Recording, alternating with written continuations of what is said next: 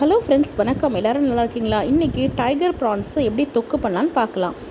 நல்லா ப்ரான்ஸை நல்லா கழுவி க்ளீன் பண்ணிவிட்டுங்க, அதெல்லாம் தோல்லாம் உரித்து நல்லா க்ளீன் பண்ணிவிட்டு உப்பு, மஞ்சப்பொடி, மிளகா பொடி போட்டு நல்லா ஒரு 2 hours நல்லா ஊற வச்சாச்சுங்க. அந்த மசாலாலாம் இறங்கிடும். நெக்ஸ்ட்டு நல்லா ஒரு பெரிய வெங்காயம் 1 2 ஸ்பூன் எண்ணெயில் போட்டு வதக்கணும். கொஞ்சம் கருவேப்பிலை போட்டு நல்லா கண்ணாடி பதத்துக்கு வதக்கிடணுங்க. அப்போ நல்லா வெங்காயம் வெந்துடும். இப்போ நம்மளுடைய ப்ரான்ஸ் இருக்குது இல்லைங்களா, க்ளீன் பண்ணது, அதை நம்ம வெங்காயம் வதங்கி இருக்கு இல்லைங்களா, அதில் ஆட் பண்ணணும்.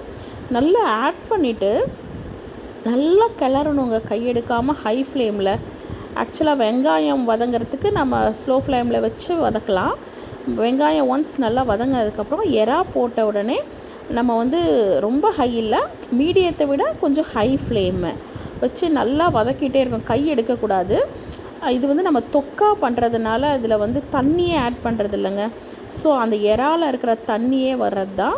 ஒரு சொட்டு தண்ணி கூட நம்ம ஆட் பண்ணுறதில்ல. சூப்பரான எறா தொக்கு பாருங்கள், ரெடி ஆகிடுச்சு. இதே மாதிரி எல்லோரும் செஞ்சு பாருங்கள்.